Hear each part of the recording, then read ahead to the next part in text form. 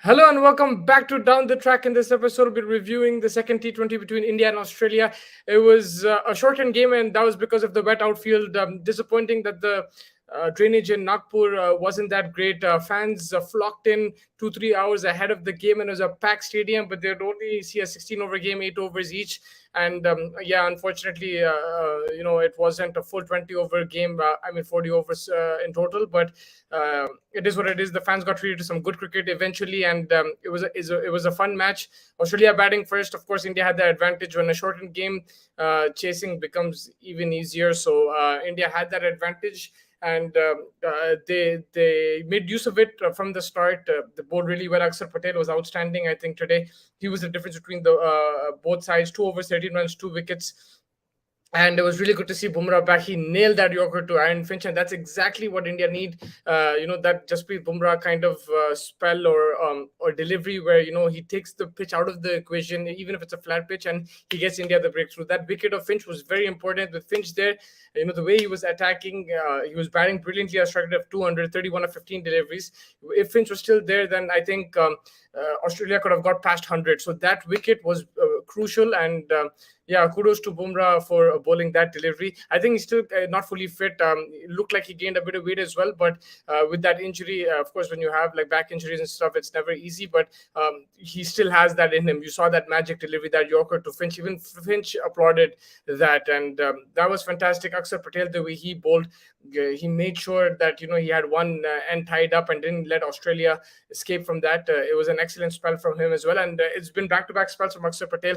He's proving to be a even better bowler in terms of figures than Jadeja in the last year or so. Like if you see Axar Patel's T20 figures, I'm sure the economy rate and wickets column has been better than Jadeja recently. But of course, you can't compare the both. But it's at least good that India have a like for like backup. Of course, Jadeja provides brilliant with the bat as well. He has that experience with the ball, and his fielding is just on a different level. He can win you games just with catches. So you can't compare the two. Still, Jadeja is a superior all-rounder, but it's good to know that there's a good backup in Axar Patel, and he's doing his job. I feel again in Australia he'll have more of a challenge in this Nagpur pitch. The ball was turning; it was conducive to turn, so he did get purchase off that pitch. But if you see the first T20, that's where the pitches might be similar to Australia, and he still managed to bowl well, contain one end, and pick up wickets. So yeah, kudos to Axar Patel there. Matthew Wade, outstanding form right now, 43 of 20, 3 sixes, 4 4, strike rate of 215. Again, outstanding, playing his wide range of shots.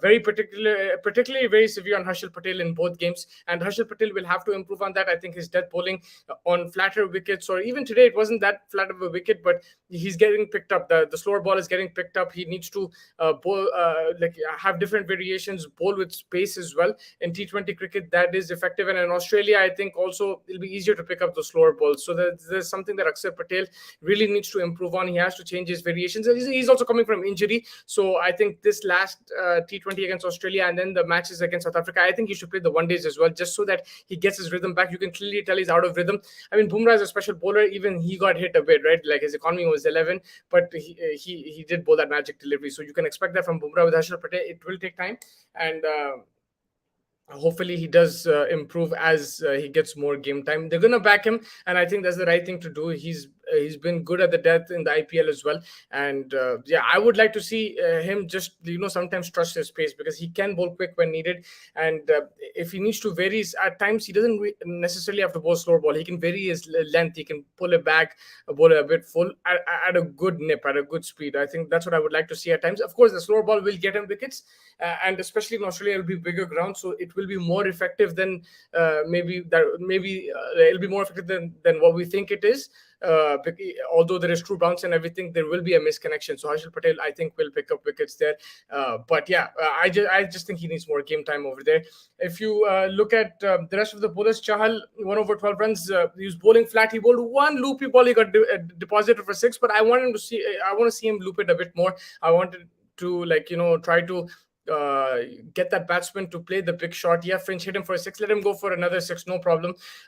But yeah, he was bowling well flat as well. But it's not going to get you wickets. And it was 8 over game. I think he bowled according to the situation. But in general, if you see Chahal over the last month or so, even in the Asia Cup, he's not getting that turn. Now, cut to Zampa. The way Zampa bowled, outstanding. He's getting spin. They're both leg spinners, but Zampa is getting, not only is he flighting it, he's pitching it in the right area. Chahal is either too short or too full. Zampa's getting it right in that area. The ball he bowled to Kohli was outstanding. Surya Kumar is a bit full, but again, he beat him in the flight over there. And the way he bowled to the Rahul and Kohli delivery, the pitch was, the way he pitched the ball was perfect. It was immaculate. And Chahal should take some learnings from Zampa over there. Zampa, I think, is one of the best leg spinners going around in the world right now. Very underrated. He was the reason, big reason that Australia won the World Cup last year, and he'll be at it again in Australia. Big boundaries, he'll be very effective. But yeah, then if you go into that second innings, it was the Rohit Sharma show. What an innings, so entertaining, and you have to give him credit. He is living up to this new brand of cricket, playing aggressive cricket. And he's showing that, like, it can be risky, but where if it comes off, it comes off. And that kind of brand is what won India the game in this situation, because he continued to attack. Strike rate of 230. There was wickets lost in the middle. Kohli lost his wicket. Pandya lost his wicket. Surya Kumar lost his wicket. But Rohit kept playing that way. At times, you're going to say, why is he playing so many shots? He needs to think. But I think he's made his mind up. This is how they're going to play. And he wants to convert these 180 scores to 200, 220 with this new brand of cricket. And he's leading the way. I think it also takes the pressure off other batsmen, and it's kind of selfless from Rohit Sharma that it will allow Rahul, it will allow Kohli to take a bit of time here and there. Although they're also trying to play aggressive, you saw both of them trying to play, coming down the track, playing some big shots and getting out, but. It will give them that breathing space, the way Rohit Sharma is taking initiative, and it's very entertaining to watch. From the first over itself, Hazelwood was an outstanding bowler. Even in T20s, he pulled him very easily, hit those big sixes, and there's no looking back. And that boundary in the second last over through point, very crucial at that time, and it allowed Dinesh Karthik some breathing space, took pressure off Dinesh Karthik. They needed 9 of 6 instead of like a 13 of 6, and Dinesh Karthik did the job. Then again, the Karthik only playing 2 deliveries, smacking him 4-6. I know that's the role they want him to play, but I still feel like just play him at a particular position, let him play. Like, you're playing Pandya at 5, Rohit is opening, Rahul is opening, Kohli is 1 down. Give Dinesh Karthik a position, let him play in that position. If he can hit a 4 and 6 on his first 2 balls, imagine what he can do if he spends a bit more time on the crease. He can do more. So, like, back him. I don't think it should just be limited deliveries. Yeah, today it paid off, but I don't think it's fair on that batsman. Like, he's just there as a finisher. Let him play on a specific role, because the match situation will change from match to match, from team to team, opposition to opposition, and that's where India have to be smart. They have to back their players in different situations. You need to have all kind of situation player, and Dinesh Karthik can be that. If he can hit 2 boundaries in his first 2 deliveries, he can play 5-6 overs, and imagine the destruction he can do there. But again, I think they have a plan out rather than Rohit Sharma. They're sticking to that plan. And if it pays off, of course, then no one's going to say anything about it. But I like this in terms of the approach that Rohit Sharma is taking. I like that in terms of the way he's batting and everything. And definitely with Bumrah back in the side, it will also improve their death bowling. It will improve their middle overs bowling. And it will give other bowlers as well some respite. And they'll also be able to take wickets, because some opposition will try to play Bumrah out. They'll try to attack the other bowlers, and that's where they'll come and pick up their wickets. But yeah, overall, I think a really good performance from Axar Patel and Rohit Sharma. Fantastic, actually. And now the series goes to Hyderabad. That's where the deciding game will be. It's going to be on Sunday. It's going to be an exciting game again.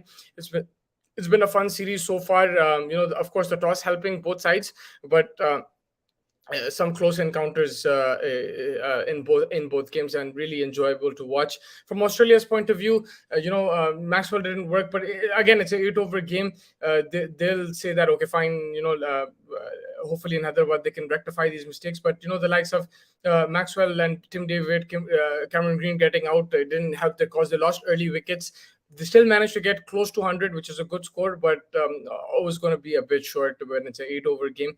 You need at least like 110, like on a wicket like that, when India have that powerful kind of lineup. But I felt that they still fought. Zampa bowled brilliantly well. The fast bowlers didn't back him as much, but Cummins did pick up a wicket, but they were getting hit whenever there was the moment where Australia could have clawed back into the game. The fast, one of the fast bowlers bowled a loose delivery and got hit. Sam's was expensive as well, Abbott as well, and I think from Australia's point of view, that's what they'll want to improve on their fast bowling. They'll want to work on that and support Zampa because he's bowling some class deliveries and class spells, and it's good to see them fight till the end, and hopefully in Hyderabad we'll see another close encounter. From India's point of view, will they stick with the same team? Will Bhuvi get another chance? What will they do with the batting order today? Pant and Karthik both played. I don't know if they're going to do the same thing there. They were bowler short, so they went with five bowlers, including Pandya. Normally they go six with Pandya, but this time they went five, including Pandya, and that's dangerous. I think, especially in the World Cup, because if one gets hit, it's going to be a problem. And unless you're playing Deepak Huda, who can be your sixth bowler. So that's where I think India might make a change. They'll probably get back a bowler. Maybe a Bhuvneshwar will come in instead of either Pant or Karthik. Pant didn't get to bat today, and Karthik finished it off. So I'm guessing Pant will sit out in the next game, but only time will tell. But yeah, I think that pretty much wraps it up. Make sure you like and subscribe. It was a very good game of cricket. There's another T20 there. We'll talk about that as well. England versus Pakistan. England batting really well, and this time they bowled brilliantly. That's where quality bowlers make a difference. Wood didn't play the first couple of T20s. He comes in, picks up 3-4 wickets, and really finishes the game off. A fast bowler with genuine quality, genuine speed will always make a difference in T20s, and Mark Wood showed that today against Pakistan. Babar and Rizwan, who were coming off a 100-run partnership, could not replicate that today, and neither could the rest of the Pakistani batsmen, because when you have quality seam, it's not easy to get that away. And also keep an eye on Harry Brooks. What an innings he played! 80 of 35 balls today. World-class shots, some outstanding batting. Also, he's played in the PSL, so he's played in these Pakistani conditions. He has experience there. And this is what franchise cricket does. It allows players who you don't know about to come on the international stage and shine because they have experienced these conditions before. And he's a talent. He's played really well for Yorkshire. But again, today, that the cover drive six that he hit, I think it was of the Honey. It was outstanding and very well supported by Duckett. Duckett is someone also who's playing those reverse sweeps, and he's manipulating the bowler's delivery. He's he pulls off different shots. He's not allowing the bowler to settle, and the left-right hand combination today really helped England and caused issues for Pakistan. You saw them spraying the ball around, and once you get a score of 220, there's always going to be pressure. But I felt that Pakistan were probably confident going to that chase, but the difference was Topley and Wood. They were the difference today. Like, first of all, the last two games, England had a one-prong kind of fast bowling attack where all three were left-arm seam bowlers. Now you have Mark Wood, you had Topley, you had different variations. Even Adil Rashid bowled really well, and it was a complete performance from England. Congratulations to them. This series is going to be tight. I think it's going to be up and down, but England will get stronger as the series progresses with Butler coming back. Although I feel that Moeen Ali is doing a great job as captain right now. Yes, they lost yesterday, but even then they were competitive with the bat. Yes, with the ball, they weren't able to. There's that his own over kind of cost him the game. But I think with the resources that he has, there's no Livingston there, no Ben Stokes there, no Butler himself. I think he's doing a tremendous job in this series so far. And from Pakistan's point of view, they'll be very disappointed with the way they bowled. Again, very expensive. All the bowlers. The spinners also getting hit, and they'll need to try to look to improve bowl in different areas.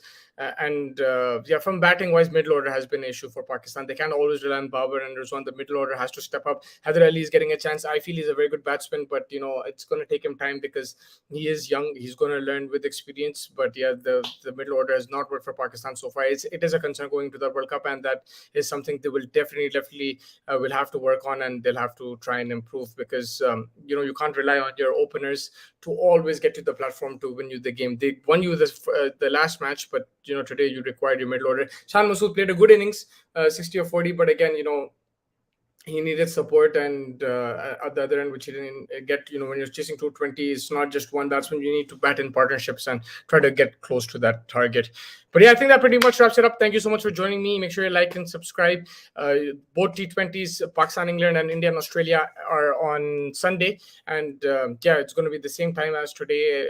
Hopefully, there's no rain around in both matches, and we get to see proper 40 over game 2020, and yeah, really looking forward to it. And we'll get you the latest from those games as well. Thank you so much for joining me. Make sure you like and subscribe, and take care.